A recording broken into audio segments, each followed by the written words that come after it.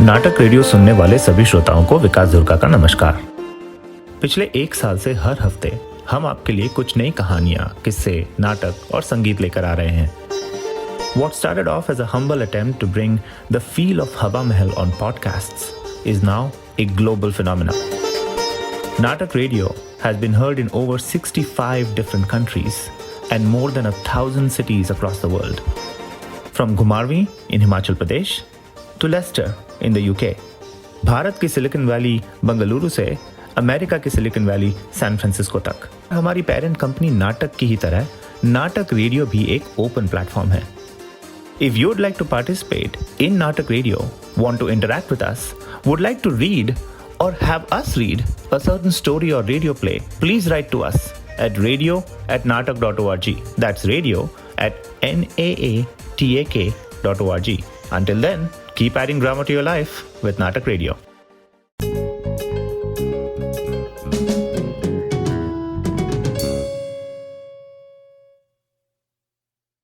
और अब आप सुनेंगे सादत हसन मंटो द्वारा लिखे गए रेडियो प्लेस की श्रृंखला आओ का प्ले आओ बहस करें। आओ बहस करें में किशोर का पाठ अदा कर रहे हैं सनी मोजा, लाजवंती श्रवंती यादव और नारायण अनुषमूर्ति। प्रस्तुतकर्ता नाटक आओ बहस करें।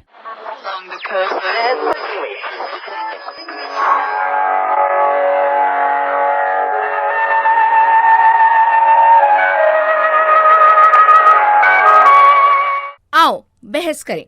बहस करें?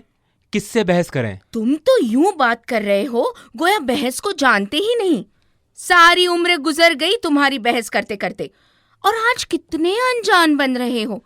नन्हे नादान, रोटी को लोटी और पानी को ममा कहते हैं बेचारे, जैसे कुछ जानते ही नहीं। यूं ही बैठे बैठे जी में आई कि बहस करें, जरा दिल बहल जाएगा। और तुम हो कि चिल्लाना शुरू कर दिया। आज तक तुमने सीधे मुंह बात भी की है? अरे भाई, कोई काम की बात कही होती। ये क्या आओ बहस करें। अच्छा ये बताओ, इस सिलेक्शन में म्युनिसिपल काउंसलर बनने का ख्याल है या किसी अखबार का एडिटर बनने का इरादा कर रही हो? परमात्मा की कृपा है, अखबार तो हर रोज हमारे घर से निकलता है। सुबह जब चाय पीकर घर से निकलते हो तो मोहल्ले के सब लोगों को अपने घर की खबरें सुनाते हो। लाज तो ना आती होगी तुम्हें। अभी उस कलमुहे भगवान दास को सुना रहे थे कि मैंने तुम्हारी पतलून पहनकर फोटो उतरवाया है। लाजवंती, मुझसे कसम ले लो जो मैंने ऐसा कहा हो। वो तो बातों बातों में मैंने सिर्फ इस कदर कहा था कि औरतें अगर पतलून पहन लें तो क्या हर्ज है। तुम ही बताओ क्या हर्ज है, और अगर वो ना पहने तो भी कोई हर्ज नहीं। बात यह है कि तुम्हारे दिल में मेरी तरफ से चोर बैठ गया है। पत्ता खड़का और बंदा भड़का। चोर बैठ गया है? और अगर कल मैं अपनी किसी सहेली को कह दूं कि पिछले हफ्ते मैंने तुम्हें अपने कपड़े पहनाकर सारा दिन घर के कामकाज पर लगाए रखा तो? परमात्मा के लिए ये बात अपने दिल में ही रखना और गुस्से को थूक दो मेरी जान। तुम तो नाहक बात बात पर बिगड़ जाती हो। जरा सोचो तो, ऐसी बातें भला गैरों से की जाती हैं? इस वक्त भी कोई सुन ले तो क्या कहे, ची ची ची ची ची। घर में ऐसे कई चुहल तमाशे होते हैं पर दूसरों से इनका जिक्र थोड़ी किया जाता है। लाजवंती, ये तुम्हें आज क्या हो गया है? मेरा जी आज बहस करने को चाहता है। अभी धोबी आया था, तुमने उसे क्यों बख्श दिया? देखो भाई, बहस वहां शुरू हो सकती है जहां कोई न माने। मैंने जब धोबी से कहा कि रेशमी कपड़ों को कलफ लगाना चाहिए तो उसने झट से मान लिया। जी हाँ सरकार, जरूर लगाना चाहिए। अब तुम ही बताओ, ऐसे लोगों से क्या खाक बहस हो सकती है जो बात की गर्दन वहीं दबा दे? अच्छा धोबी को छोड़ो, साफ बताओ कि अब तुम क्या चाहती हो? बस मुझसे बहस करो, जरा गर्मा गर्म बातें हों, तुम अपने दिल की भड़ास निकालो, मैं अपना जी हल्का करूं। क्या तुम अपने ठहरे पानी जैसी जिंदगी से तंग नहीं आते? एक हंगामे पे मौकूफ है घर की रौनक, नगमे शादी न सही, नौइये गम ही सही। हाँ हाँ, अगर घर की रौनक हंगामे पर ही मौकूफ है तो आओ, तुम मेरे बाल नोचो, मैं तुम्हारा मुंह नोचूं। दोनों चीखें चिल्लाएं, उधम मचाकर सारा घर सर पर उठा लें, फर्नीचर के पुर्जे उड़ा डालें, सारे बर्तन तोड़ डालें। हाँ, अजीब मंतक है। ना जाने तुमने किस बेवकूफ का शेर याद कर लिया। सोचने की बात तो यह है कि इस घर में हंगामे की जरूरत ही क्या है, जहां तुम जैसी धरती धमक मौजूद हो और सदा भूचाल रहता हो। तो भूचाल की बात हो रही है, पर किशोर तुम क्या समझा सकोगे कि ये भूचाल क्या होता है? तुम्हें साइंस से भला क्या वास्ता? जिस मर्द को लाजवंती जैसी बीवी मिल जाए उसे साइंस वाइंस पढ़ने की क्या जरूरत है? उसके तो घर में ही लेबोरेटरी और ऑब्जर्वेटरी खुल जाती है। तुम अब मुझे कोई नई साइंस वाइंस पढ़ाना चाहते हो? नारायण, मेरा तो एक ही कोर्स खत्म होने को नहीं आता। कोर्स खत्म होने में नहीं आता। कोर्स मैं हूँ कि तुम? और ये जो तुमने एक नया कायदा पैदा किया है वो तुमसे क्या कम है? अभी से आसमान के तारे तोड़ता है, कद में उंगली बराबर और जबान गाज भर की। आखिर तुम्हारा ही बेटा है ना, जरा बड़ा हो ले, फिर देखना क्या क्या गुल खिलाता है। भाभी जान, भला ये भी कोई बात हुई? भाई ये क्या किस्सा है? बात भूचाल की हो रही थी और बीच में ये कोर्स और कायदा कहां से आ गया? और फिर ये बेटे के ताने क्यों? बेटा जैसा आपका है वैसा ही इसका भी है। वो कैसे? बेटा इनका है, बापत पूत परापत घोड़ा, इसकी दलील है। बेटी होती तो अलबत्ता मेरी होती। नारायण, तुम खामोश बैठे रहो, नाहक दिमाग खाली करोगे। ये आज इसी किस्म की उटपटांग बातें कर रही है। अभी कह रही थी आओ बहस करें। तो इसमें हंसने की कौन सी बात है? हो सकता है कि बहस मुबाहिसे में तुम्हारे पल्ले कुछ पड़ जाता, तुम कुछ सीख लेते, तुम्हें बात करने की तमीज आ जाती। पर तुम्हें इन चीजों की क्या कदर हो सकती है? आखिर हो ना लोहे की मशीन पे उंगलियां चलाने वाले। हाँ तो भाभी जान, क्या कह रही थी आप? बेटा इसका और बेटी आपकी, बेटा बाप का और बेटी माँ की, यही कहा था ना आपने? जी हाँ, ये कहा था, बेटा बाप का और बेटी माँ की। गोया मुझे ऐसे सवाल पूछने का कोई अधिकार नहीं, लेकिन मैं क्या पूछ सकता हूं कि बेटा इसका क्यों हुआ और बेटी आपकी क्यों हुई? मेरी बीवी तो कहा करती है कि बेटा और बेटी दोनों मेरे हैं। मैं ये मालूम करना चाहता हूं कि ये दोनों गलतियां मेरी हैं या उसकी, और अगर दोनों गलतियां मेरी नहीं तो इनमें से कौन सी गलती मेरी और कौन सी गलती उसकी? मैं स्लेट पेंसिल लेकर हिसाब का सवाल निकालने नहीं बैठी हूँ। आपको अगर पूछना हो तो सीधे सीधे लफ्जों में पूछिए। भाभी जान, मेरी बीवी की बात तो खैर अलग है। आमतौर पर औरतें अपने शौहरों से क्यों कहा करती हैं, तुम्हारे बेटे ने तो नाक में दम कर रखा है, और जब बेटी का जिक्र आ जाता है तो ये कहा करती है, मेरी बेटी तो देवी है, देवी, परमात्मा कुल जहान को ऐसी बेटी दे। मैं सिर्फ तुम्हारे बेटे और मेरी बेटी के बीच का फर्क जानना चाहता हूं ताकि दूसरों का भला हो। भाई, ये जो फैसला करेगी मुमकिन है उससे दूसरों का भला हो जाए, पर मेरे लिए तो एक नया ऑर्डिनेंस होगा। तुम जाने दो इस बहस को। क्यों मेरे लिए एक नया कानून पास करा रहे हो? पहले कोई कम कानून तो नहीं? ये एक बहुत बड़ी प्रॉब्लम है किशोर। तुम क्यों नहीं समझते कि इसका हल होना कितना जरूरी है? हिंदुस्तान को सुराज मिल जाए, सारी दुनिया आजाद हो जाए, पर यह सवाल हमेशा हल तलब रहेगा। तुम गौर से सुनते जाओ, शायद इस गुत्थी के सुलझाने का सहरा हमारे ही सर बांधे। एक बार सहरा बंधवाकर तो उम्र भर गुलामी का तो गले में डाल लिया है, अब तुम कौन सा दूसरा सहरा बंधवा रहे हो? कृपा करो मुझ पे, मैं भर पाया। भाई तुम खामोश रहो ना थोड़ी देर के लिए, क्यों बीच बीच में बोल रहे हो? हाँ तो भाभी जान, आप अपने ख्यालात का इजहार फरमाइए। जो कुछ आप पूछ रहे हैं मैं अभी नहीं बताऊंगी। पहले मैं आपसे एक सवाल करना चाहती हूँ। बड़े शौक से। मर्द औरत से शादी करता है या औरत मर्द से शादी करती है? हाँ, मर्द औरत से शादी करता है या औरत मर्द से शादी करती है? नहीं, मर्द औरत से शादी करता है या शादी मर्द से औरत करती है? देखो, सच्ची बात तुम्हारे मुंह से अपने आप निकल गई, और इसमें कोई शक नहीं, शादी मर्द से औरत करती है। मेरी तरफ देखो, मेरी अच्छा भला मर्द था, अब औरतों से भी बदतर हो गया हूं। देखिए भाभी जान, मैंने शादी के इस मसले पर बहुत गौर किया है और इस नतीजे पर पहुंचा हूं कि ताली दोनों हाथों से बजती है। मर्द औरत से शादी करें या औरत मर्द से शादी करें, यूं समझिए कि बस शादी हो जाती है और शादी बहरहाल शादी है। अब सिर्फ ये मालूम करना बाकी रह जाता है कि शादी क्यों करते हैं। तो इसके मुतालिक मशहूर रूसी अफसाना निगार चेखोव ने लिखा है, people marry when they don't know what to do with themselves. यानी लोग उस वक्त शादी करते हैं जब उन्हें यह मालूम नहीं होता कि अपने आप का क्या करें। दूसरे लफ्जों में उस वक्त दोनों अक्ल से खाली हो जाते हैं, बेवकूफ हो जाते हैं। अगर आप लफ्ज वहीं रहने दें तो कोई हर्ज नहीं। पर इससे मतलब तो ना बदलेगा। आपने गोल मोल लफ्जों में मुझसे ये कहना चाहा कि जब औरतें मर्दों से शादी करती हैं तो वो परले दर्जे की बेवकूफ होती हैं। तो इसमें शक ही क्या है?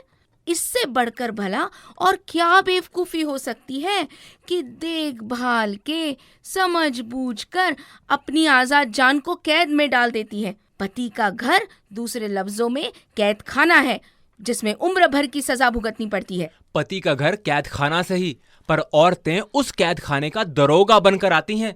जब देखो कंधे पर बंदूक लिए खड़ी हैं। शादी के बाद मर्द किसी औरत से हंसकर बात तो कर ले, तौबा साहब तौबा, कयामत बर्पा हो जाए। वाह, कहाँ की बात कहाँ लगाई है। सुनिए नारायण साहब, जरा औरतों का हाल भी सुनिए। सुबह उठते ही पतिदेव शुरू हो जाते हैं। पहर दिन चढ़ आया है और आप देवी जी पड़ी सो रही हैं। भला जब मैं नाश्ता 9 बजे करूंगा तो खाना किस वक्त खाऊंगा? और देवी जी मुझे ठीक 10 बजे दफ्तर पहुंचना होता है। पति देव हर सुबह ये कहानी दोहराते हैं। पत्नी चाहे दुख दर्द में तड़पती हो। सुनो नारायण सुनो, अब हमारा हाल सुनो। बेचारा पति रात को जरा सा देर से घर आए, अब घर ना आए तो कहाँ जाए। बस देवी जी शुरू हो गई, आ गए होंगे अपनी मौसी के यहाँ, कहीं नाच रंग की महफिल होगी, कोई मिल गई होगी ऐसी वैसी। ए मैं भी तो सुनूं, वह मुझे लगाता है कौन। अब दफ्तर जाते वक्त खाना ले जाकर सामने रखा तो पतिदेव के मुंह से फूल झड़ने लगे। रोटियां कच्ची रह गई हैं, सेकी नहीं गई, बस उपले थाप दिए हैं। भाजी में नमक कम है, सालन में नमक जहर कर दिया है, पानी में बर्फ नहीं डाली, खाना पकाया है कि सर की बला टाली है। जब भी तो मेरा मैदा खराब रहता है, जब भी तो मुझे उस काने डॉक्टर को फीस अदा करनी पड़ती है। सुनो नारायण सुनो, अगर शामते अमाल उस काने डॉक्टर की फीस के 5 रुपए दे दिए तो उसने घर सर पर उठा लिया। ये इस बार तनख्वाह में 5 रुपए कम क्यों हैं? क्या कोई नई बला पाली है? मेरे बच्चे का सब्र पड़े उस चड्डों पर, होगी कोई गिरगिट मुई। पहली की तो पूरी पड़ती नहीं जो सहरे जलवे की है। और महाशय जी अब बाहर ही बाहर गुलछर्रे उड़ाने लगे हैं। अब जरा बातें पतिदेव की भी सुन लो। दफ्तर जाने का वक्त आया तो कपड़े बदलते वक्त शुरू हो गए। मैं तो सराय में रहता हूँ, घर थोड़े ही है, बस जिंदगी के दिन गुजार रहा हूँ। कमीज में एक बटन नदारत है, पतलून का बकल कब से गायब है। किसी को क्या पड़ा कि कॉलर सब मैले पड़े हैं। एक कमीज ही धोकर इस्त्री कर दी होती तो कोई हाथ की मेहंदी न छूट जाती। कोई कपड़ा कहीं पड़ा है, कोई कहीं, और बोस्की की कमीज के तो पोतड़े बन गए हैं। सुनो नारायण सुनो। इरशाद भाभी जान। मैं नहीं, आपके दोस्त कुछ फरमा रहे हैं। कहो भाई, अब तुम क्या कहते हो?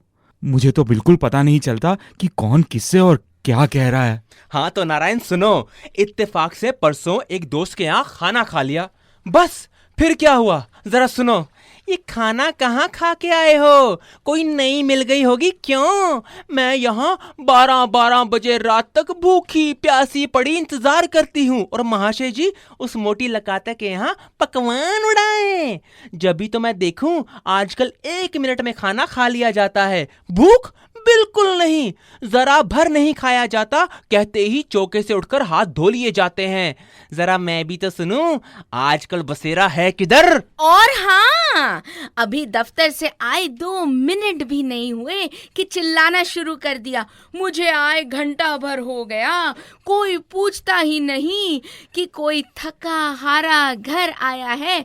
सर पहर की एक चाय है, वो भी कायदे से नहीं मिलती कि जरा तमाम दिन की थकान मिट जाए। देवी जी को तो सहेलियों की खातिर मदारत से काम है।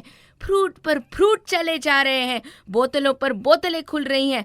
मैं मजदूर जो गधे की तरह बोझ ढोने वाला मिल गया हूँ। मैं कमबख्त तमाम दिन का मरा खपा थका मांदा घर में आया बैठा हूँ और देवी जी हैं कि खड़ी हमसाई की लड़ाई देख सुन रही है।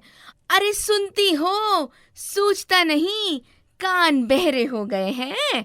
पुकार पुकार के गला थक गया, पर तुम्हारे कान पर जूं तक ना रहेंगी। सुनो नारायण सुनो। क्या सुनने के लिए सिर्फ मैं ही रह गया हूँ? बको नहीं, बस सुनो। परसों का ही जिक्र है, गणेश ने मुझे बेयर की एक बोतल पिला दी। अब जो घर पहुंचा हूं, ना मालूम बिल्ली की नाक है कि कान चूहे के, बस ग्रामोफोन शुरू हो गया। अच्छा, तो अब सरकार के मुंह दारू भी लग गई। देखो तो जरा, आंखें क्या लाल भुभक्का हो रही हैं। बात तक मुंह से नहीं निकलती। ये किन श्रीमती जी का काम है? होगी कोई बाजारी। अब घर बार चल चुका, अब बच्चा पल चुका। मैं बदनसीब गई चूल्हे भाड़ में, पर बच्चे का गुजारा कैसे होगा? ये कमबख्त बुरी चीज मुंह से लगती है तो छूटती थोड़ी है। जभी तो तनख्वाह में कभी 10 कम, कभी 20। देखो, मैं कह देती हूं, अगर तुम्हारे लक्षण यही रहे तो बच्चे को तुम्हारे सर पर मारकर मैं के चली जाऊंगी। और बहस है या जंग? तड़ातड़ गोलियां चल रही हैं। चीन और जापान में जंग हो रही है, पर हार जीत का पता नहीं लगता। किधर की हार और किधर की जीत। जीत हार से क्या मतलब? बस जरा बहस करके जी हल्का हो गया और इनकी कलई भी खुल गई। मैं बाज आया ऐसी बहस से। मैं धोबी बन जाऊंगा। तुम जो कुछ कहोगी मान लूंगा। सही है, दुरुस्त है सरकार। कहता जाऊंगा। मुझे धोबी बनना मंजूर है, बहस करना मंजूर नहीं है। कहीं हंसी हंसी में फंसी ना हो जाए। भाभी जान, अब आप और क्या चाहती हैं? मेरे दोस्त ने हार कबूल कर ली। आप जीत गई और वो हार गया। पर सच बात तो यह है कि बहस बड़ी मजेदार रही। ये बात है तो लीजिए, कुछ और सुन लीजिए। इनके सोने का वक्त आया नहीं, मसहरी पर जाकर लेटे नहीं कि कहने लगे, उफ उफ, पैरों में किस कदर ऐठन हो रही है और सर के दर्द से कनपटियां फटी जा रही हैं। भला किसी को क्या गरज जो जरा मेरे पैर दबा दे, जरा मेरे सर में तेल खपा दे।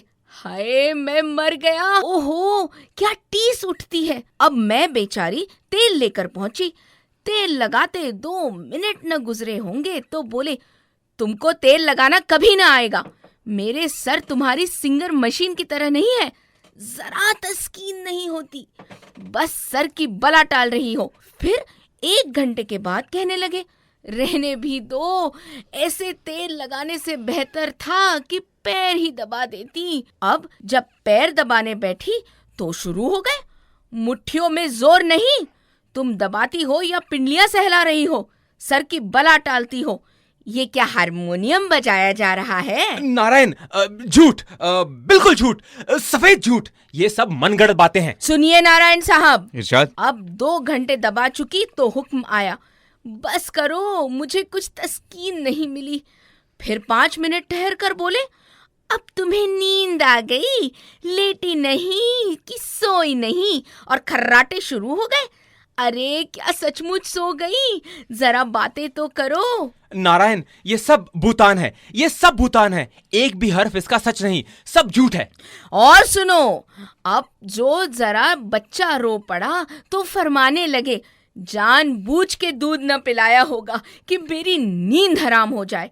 अब उठती ही नहीं।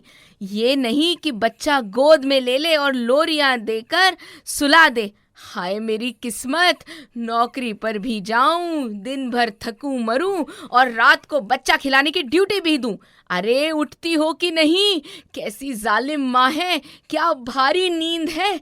अरे उठो, नन्हे को दूध दो, मुझसे नहीं बहलता। नींद है कि बला, आंख तक नहीं खोली अब तक, और मुन्ना है कि रो रो के हलाक हुआ जा रहा है। लाजवंती, मेरी तौबा, मैं हारा तुम जीती। परमात्मा के लिए अब बंद करो इस बहस को। मैं वादा करता हूं कि धोबी बन जाऊंगा, भगवान की कसम धोबी बन जाऊंगा। अब तुम इस बहस को बंद करो। ये तुम बार बार धोबी क्या कह रहे हो? धोबी बन जाओगे तो क्या हो जाएगा? सब ठीक हो जाएगा नारायण, सब ठीक हो जाएगा। बात यह है कि सुबह धोबी धुलाई लेकर आया था, उससे आपने बहस शुरू करना चाहिए। कहने लगी, रेशमी कपड़ों को भी कलफ लगाना चाहिए। आदमी था अक्लमंद, उसने फौरन कहा जी हाँ सरकार, लगाना चाहिए, कहकर अपनी जान छुड़ा ली। तो कल से मैं भी अपने घर में धोबी हूँ। भाई क्या काम की बात कही है तुमने।